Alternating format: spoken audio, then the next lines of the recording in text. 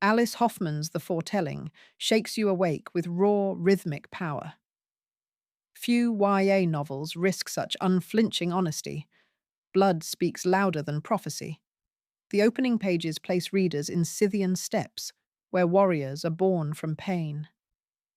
Young Rain carries two brands, daughter of a queen and vessel of a prophecy. The community expects her to lead conquests, enslave men, and avenge former humiliations. Hoffman frames this burden as both epic and intimate, showing trauma inscribed on lineage. Prophecy emerges not as divine guarantee, but as psychological cage tightening around adolescence. Every ritual, chant, and blood sacrifice reminds Rain of inescapable communal expectations. The novel therefore explores destiny versus choice through visceral, cultural detail, never theoretical abstraction. Battle training scenes crackle with sensory grit, clanging bronze, raw horse milk, iron wind. Yet quieter moments, dreams by the river, illustrate Rain's secret longing for gentler myths. Hoffman juxtaposes violence and yearning to question which truth will define future arcs. The tension fuels plot momentum without relying on conventional chapter cliffhangers. Instead, existential stakes push you forward, echoing hoofbeats across the steppe night. By section's end, prophecy itself feels like a rider no hero can dismount. The oppressive weight of legend ensures every personal decision reverberates across generations. Rain's vulnerability sharpens every sword stroke. Rain dominates pages, yet supporting women shape her beliefs like hidden smiths.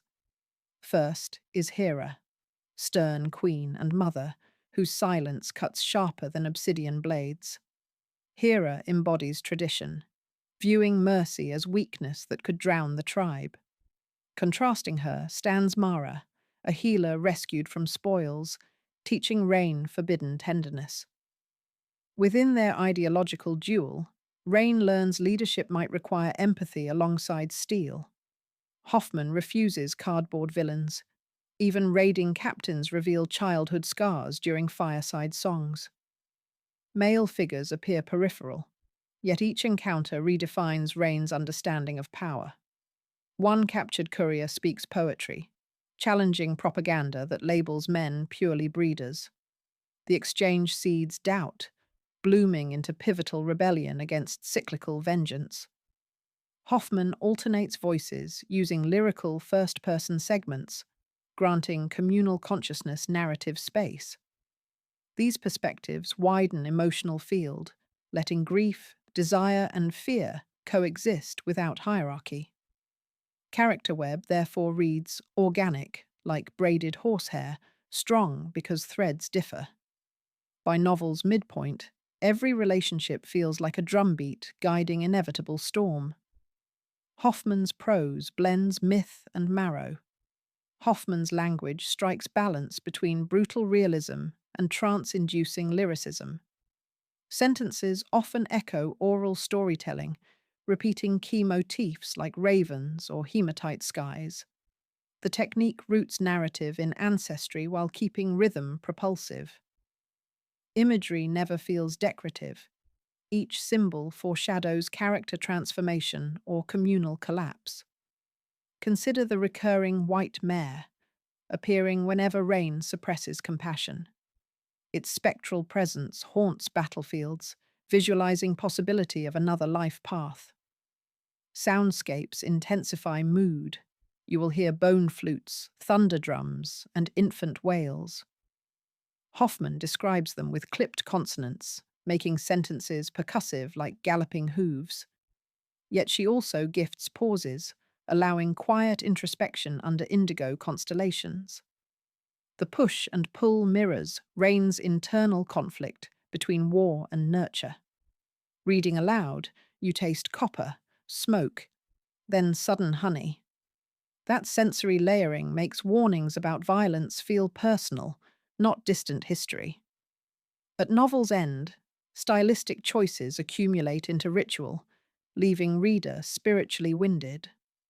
Importantly, metaphors remain accessible, avoiding overworked mythic fog that can obscure plot. Hoffman edits ruthlessly. No paragraph feels bloated despite abundant sensory inventory. Episodes of silence function like rests in music, emphasizing the preceding verbal crescendo.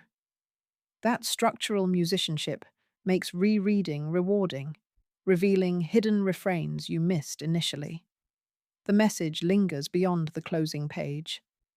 The foretelling succeeds because it confronts violence without glamorizing or sanitizing atrocities. Rain's journey compels empathy, forcing readers to inspect inherited narratives guiding modern choices. As you close the cover, tribal war cries echo contemporary political divisions. Hoffman never lectures. She trusts symbols, blood, and quiet forgiveness to argue.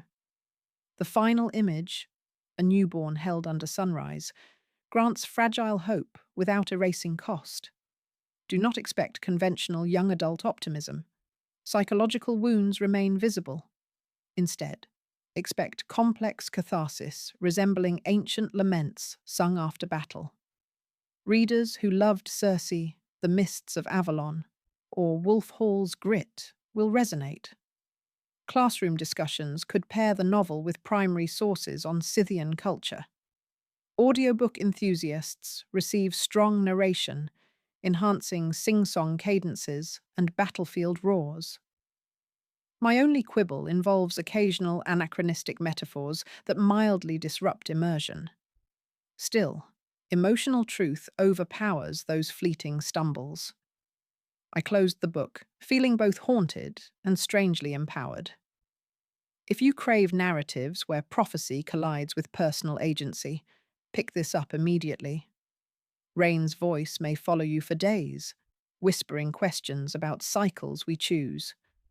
Read my detailed breakdown and historical sources in the full article linked below.